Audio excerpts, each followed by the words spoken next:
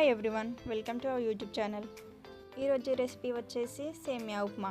ముందుగా stove on చేసి వెలిగించి ఒక బౌల్ పెట్టి అందులో ఆయిల్ పోయాలి. నెక్స్ట్ 2 కప్ సేమియాని అందులో వేయించాలి. కొంచెం కలర్ చేంజ్ అయ్యే వరకు కలుపుతూ వేయిస్తూ ఉండాలి. సేమియాని వేయించడం ఎందుకంటే ఉప్మా అయ్యాక టోటల్గా మెత్తగా ఉండకుండా కొంచెం పొడి పొడిగా ఉండేలా ఉండడం కోసం. నెక్స్ట్ దాన్ని ఒక బౌల్లోకి తీసుకోవాలి.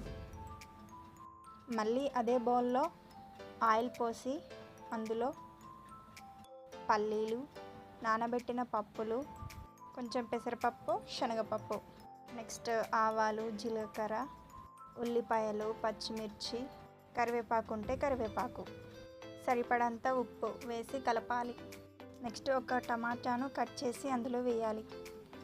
అన్నీ గోలిన తర్వాత 2 కప్ సేమియాకి నేనైతే 2 కప్ వాటర్ పోసాను. కొందరు 3 కూడా పోస్తారు. నెక్స్ట్ బాగా కలపాలి. తర్వాత మూత పెట్టేసి మరిగించాలి. ఇక్కడ ఈ మరుగుతున్న వాటర్ని టేస్ట్ చూసి టేస్ట్కు సరిపడా ఉప్పు లేకపోతే అందులో వేసుకోవచ్చు.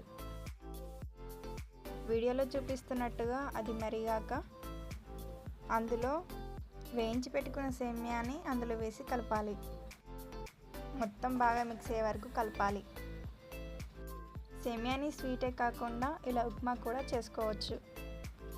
టమాటో వేయకుండా కూడా ఈ సేమియా ఉప్మాని ప్రిపేర్ చేసుకోవచ్చు. వాటర్ ఇంకిపోయాక లో ఫ్లేమ్లో పెట్టి మూత పెట్టేసి ఉంచాలి. ఒక 5 మినిట్స్ తర్వాత సేమియా ఉప్మా రెడీ అయిపోతుంది. ఇప్పుడు సేమియా ఉప్మాని ఒక చిన్న ప్లేట్లోకి సర్వ్ చేసుకుందాం. చూడడానికి బాగుంది కదా, టేస్ట్ కూడా బాగుంటుంది. మీరు ఎప్పుడైనా ఇలా ట్రై చేశారా?